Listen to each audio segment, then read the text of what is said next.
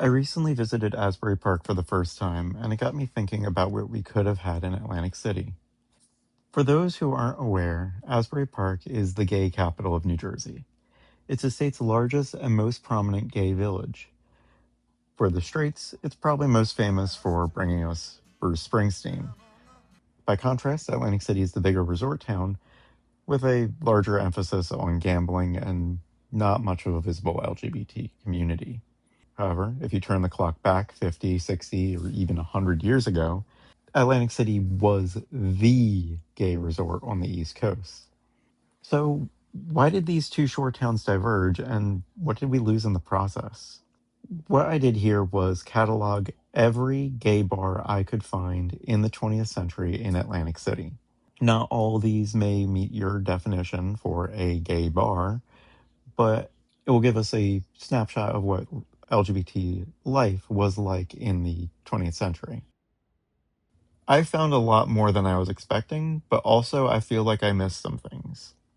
So, before we go to the bar, let's go over my sources. The New Jersey State Library has catalog reports made by the state's Alcohol Beverage Control Board, and a few years ago they released their reports regarding raids on gay bars and other establishments that served what they called nuisance homosexuals and female impersonators. These reports included the names of the bars, as well as their locations, as well as the names of their owners and why they were fined and or raided. It is a very good, if hostile, source of what LGBT life was like in the 20th century. My second source is the paper New York Avenue, The Life and Death of Gay Spaces in Atlantic City, New Jersey, 1920 to 1990, by Bryant Simon. This was published in the Journal of Urban History in 2002 and is a good source for the broad cultural changes the LGBT community faced, as well as smaller vignettes. My third source is the Facebook group Gay Barchives. This is a dedicated community focused on keeping alive the memory of LGBT history and particularly the bars and people we lost along the way. It's beautiful and sad, and if I had a Facebook, I would definitely join. So the last source is just random eBay listings for like matchbooks and photos and this shot glass. It's a good way to verify a place existed, how gay it was, and often its address, as many matchbooks have listed them. Thank you for smoking, I guess. So what counts? I took a more liberal approach here. It doesn't have to be explicitly a gay bar or even a bar at all. It could have been recognizably a gay bar. It could have been a gay speakeasy. Maybe it was just a place where enough gay people congregated that it got in trouble with the law. It also didn't always have to be a gay bar. Mama Mott's had a long history, but the gay art was long gone by the time it closed in 2006. Human geography is constantly changing, especially when the human communities are as precarious as the LGBT one was in the 20th century. I'll also note 3 other places on this map. The first is the beach and boardwalk in front of the Claridge Hotel. As far back as the 1920s, this was an area where LGBT people would come to congregate and promenade. The second location is the Orange Loop. If you ever played Monopoly, then you know the streets. New York Avenue, St. James Place, and Tennessee Avenue. However, as you'll see, personally, I would also shift it 1 block over to also include Kentucky Avenue, but this was the core of the Atlantic City gay village. Third is Westminster Avenue, or as the locals called it, Snake Alley. This was directly adjacent to Orange Loop between New York Avenue and Kentucky Avenue, but as you'll see, multiple gay bars were located on or around it, but it was also a major cruising area. A factoid that I will never shut up about is that by the time of Stonewall, Atlantic City had 8 gay bars, and today there are 6 in the entire state of New Jersey. So, get your jockstrap on and make your hole less shitty, and meet me tonight in Atlantic City. Let's start with the Entertainers Club. Now, there's no rhyme or reason for the order on this list except the beginning and the end. And the Entertainers Club was the beginning. It was opened by Louisa Mack in the 1920s and was the first gay bar in Atlantic City. Just some things to note about the Entertainers Club. It had a dress code. This was back in the day of, well, honestly, it might even be pre-homophile movement. Louisa wanted her boys to dress and behave appropriately and respectably as not to arouse any police suspicion. The Entertainers Club stuck around for a while, and after the other bars became more popular, it was still frequented by lesbians and older gay men. Next we have the New Torch Club. The primary reference for this one was an ABC report from 1957, which recounts 2 nights the year before, where the bar suffered, their words, not mine, female impersonators and homosexuals in male attire.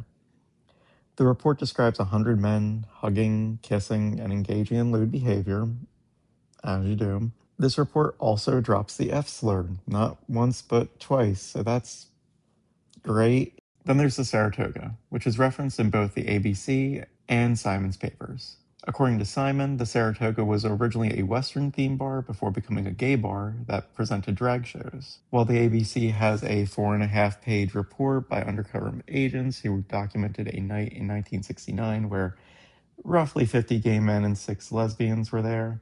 Have you ever read a police report that just felt voyeuristic in its description? Like, just this one excerpt. One female couple was engaged in petting and kissing on the neck, their arms around each other's waists, and one female reached her hand inside the other's blouse and fondled her breast while she was kissing her on the neck. This was done right in the presence of one of the bartenders. He made no attempt to interfere in any of this activity. Okay, I mean, I can definitely relate to those women. Then there's Fort Pitts, later Dirty Edna's. So this is one I kind of had trouble finding the actual location for, as there is another place called the Fort Pitt Cafe, but that's in a different location than Brian Simon describes. But according to him, this was originally a rock and roll bar that poached one of Al's bartenders to attract gay patrons by hiring male go-go dancers, and within a few weeks it turned around its fortunes. According to Simon's source notes, Fort Pitts was originally a straight bar that went gay for pay, briefly went straight again when Stockton College came to town, and then went gay again later. We'll get into why they felt comfortable doing that again later. Next, we have the president of Atlantic City, which got in trouble for hosting a drag troupe, the Jewel Box Review, in 1969. It's a short description of the show being a song, dance, and comedy show. In other words, a drag show. This ABC report is pretty dry and heavy on legal stuff we'll get to later. But this being 1969 and the legal status of female impersonators and apparent homosexuals has changed by this point. The case was dismissed as a few people on stage hardly count as homosexuals congregating. Hooray for incrementalism. The Shore Tavern is a contentious one for this list. I can't really find much about it, but it was disciplined by the ABC for a lot of things, including the presence of apparent homosexuals. It also falls outside the Orange Loop by a few blocks, so this might fall into the category of not exactly a gay bar, but it's a bar in a city with a lot of gays in it, so I'll leave that up to you to decide. Topsy's Hideaway was also not in the Orange Loop. Instead, it was located on the northern inlet of the island, and like the Shore Tavern, pretty much all I could find about it was from the ABC.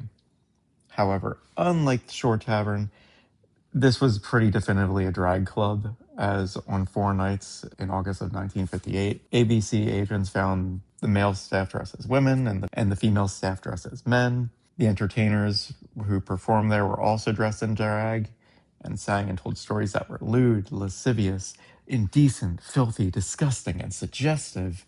It sounds like someone's just trying to fudge their word count, if we're being honest.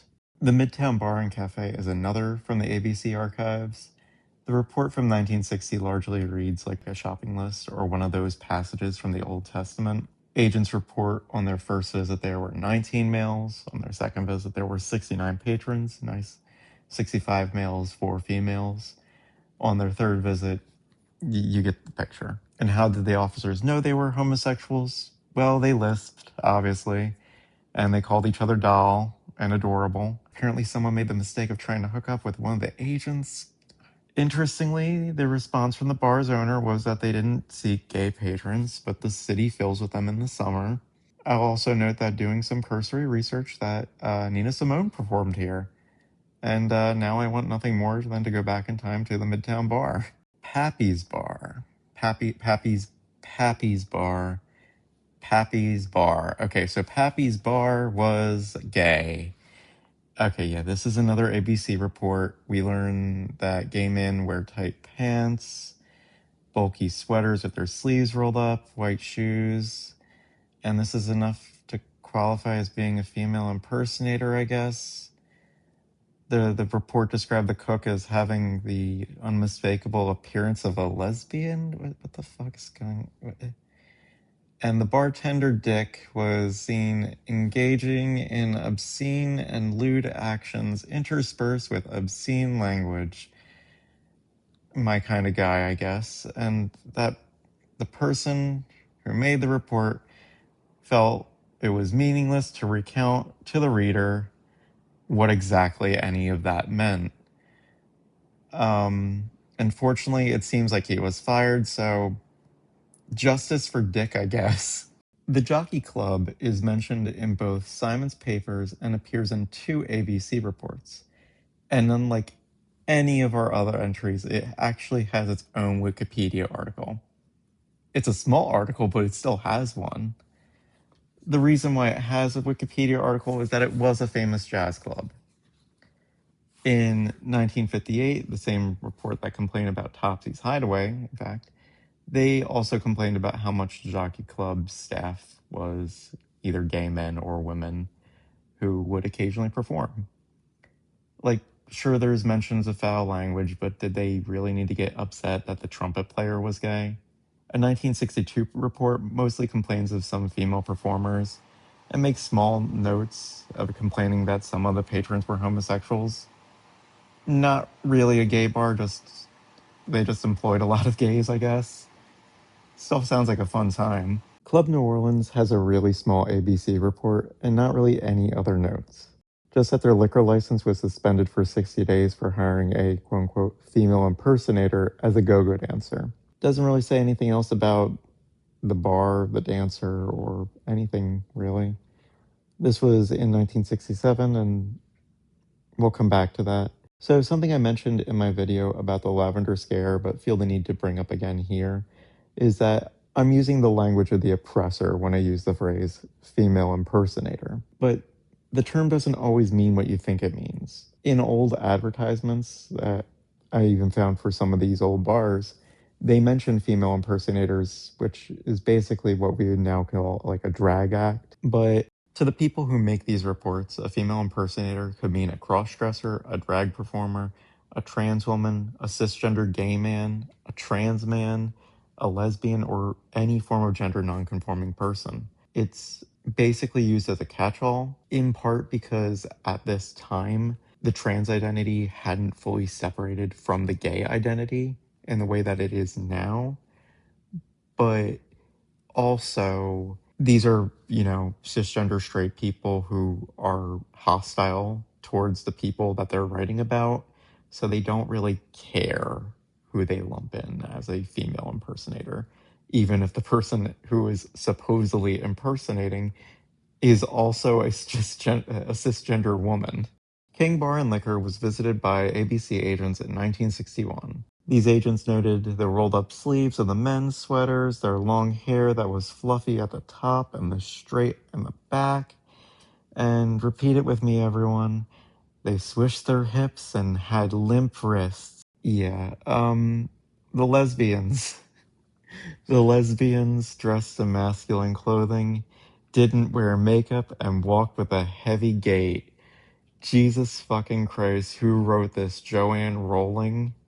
Otherwise, it seems King Bar and Liquor predominantly served lesbians, including a woman named Butch, because of subtlety doesn't exist. There's also a lot of discussion about the agents losing money to these women and the possibility of sex work. The report also makes note that it is unknown whether any of the agents made use of this service, which is uncomfortably ambiguous. Next is the 1025 Bar and Grill, which got in trouble by the ABC a year earlier for serving and employing women who, by their attire, speech, and demeanor, were clocked as lesbians. On a later date, agents of the ABC also noted that gay men were there in addition to the lesbians, and the bar got in trouble for selling a gay couple a few beer bottles to go. Famous Bar was another that was frequented by lesbians on multiple occasions in 1959 and 1960. There honestly isn't much to report here, aside from the usual bigotry and profiling. There's some notes I could make about the language used here, but again, we'll get into that later. Okay, so now we're getting to my jam. Yet somehow it's not in the ABC reports. But it was mentioned by Bryant Simon, and with some small fragmented memories surviving online, the Lark Inn and the Ramrod, this is where it's at. The Lark Inn was a gay bar not far from the boardwalk, and on its second floor was the Ramrod, an all-male leather bar.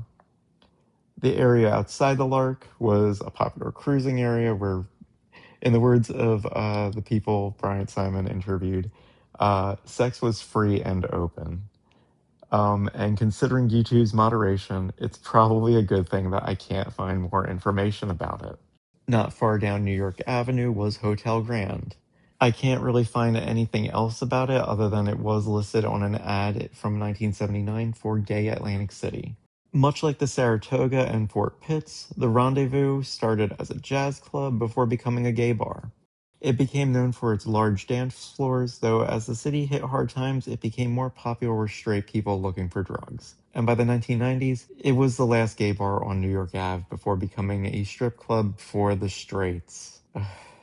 Next is the brass rail, and it's upstairs, the top of the rail. According to Bryant Simon, this is where lesbians and older gay men would go, as it was home of the Big Mug, and as someone who owns a shot glass from the brass rail, they do have good portion sizes. A short disciplinary notice from the APC in 1963 notes that between half and 95% of the patrons were gay men, and of course this is enough to get you in trouble back then. Now we have the jewel of them all, the Grand Central Resort, which claimed to have something for everyone. It opened towards the end of the 1970s, which is why it doesn't show in any of the ABC reports. It was home to the Showbiz Cabaret, Studio 5 Disco, the After Dark Piano Bar, Copacabana, and the club baths. Judging by the Facebook comments, a lot of people have fond memories of it, though a more S&M redesign later in life seems to have been a bit polarizing among the crowd. The Chester Inn was another that was known for its dance floor. It was home to an overnight hotel and a restaurant that faced the street. It lasted from 1967 to 88. I'm sorry if some of these seem short, but Facebook posts tend to be shorter and more personal than your average police report. It's usually stories about meeting your first boyfriend, or having the best night of your life, or just lamenting the loss of friends and spaces, which I guess is this entire video, huh? So, Eddie Shamrock Cafe. It has an ABC report that it honestly doesn't say much. Just that 75% of the patrons were either gay men or women. Very little to work with here, but yeah, let's move on. The ABC report on the Hialeah Club is also pretty short, just noting that there were approximately 25 gay men and 10 women, which pretty dry for them. However, a quick Google search does show that the club used to host drag queens and drag events, so that's cool. Next is the Jet Set Bar and Lounge, which pled guilty to serving male and female homosexuals in 1967, and that's all I could find. Okay, but this next one is the fun one. Okay. So, Mama Mott's was the gayest place in town. It was an Italian restaurant that feels more at home in the movie The Birdcage than the current Birdcage does, with its erotic paintings of men on the ceiling and walls. The multiple references I found to eating pasta at Mama Mott's before going out to the bar, both in Simon's paper and in the Facebook posts, kind of makes it a national tragedy that the place was de-gayed before finally closing in the 2000s. And last we have the one that changed it all, Val's. Bryant Simon contrasts the classy, if closeted nature of the Entertainers Club with the divier and more open Val's. He describes it as the first place in the city where men could dance with each other without being asked to leave. As a result, the bar became an immediate target for the ABC. I don't really need to read you the whole report because, I mean, you know the drill. A lot more men than women. The men were with the rolled up sleeves on their sweaters. They lisped. They had limp wrists. They wore tight pants and called each other dear. They had mullets. And it's just page after page of police profiling. And all of this is going on September 11th. And they have no idea what's coming for them because it's 66 and it's just 9 pages of shitty legalese to come to the conclusion that this is a place that has to go. And that's not the only one. This happened multiple times. Every time the lengths and the detail dedicated to ruining the lives of people who were just there to love. So Val's fought back. They, as well as 111 Liquors in New Brunswick and Murphy's Tavern in Newark, sued the State Division of Alcohol Beverage Control for suspending their liquor licenses just because they served homosexuals. And they won.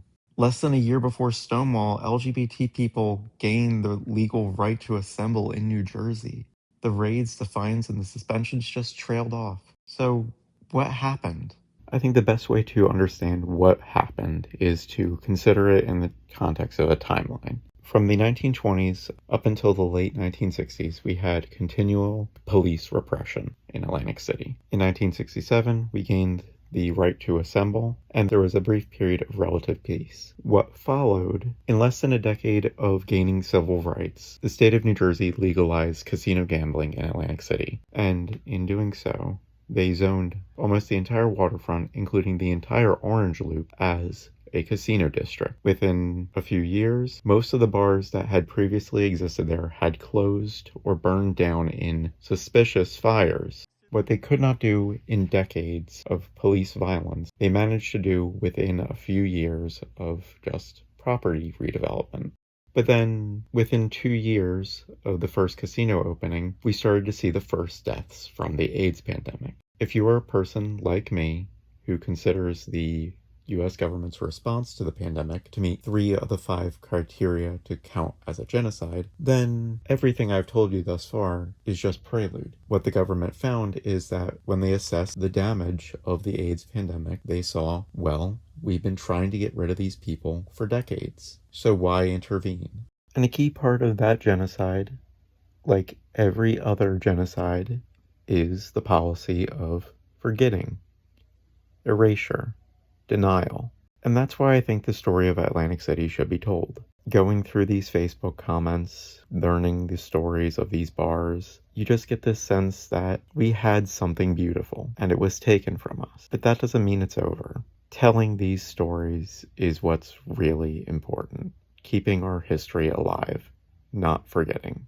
In other words, everything dies, and that's a fact. But maybe everything that dies someday comes back. And thanks for watching.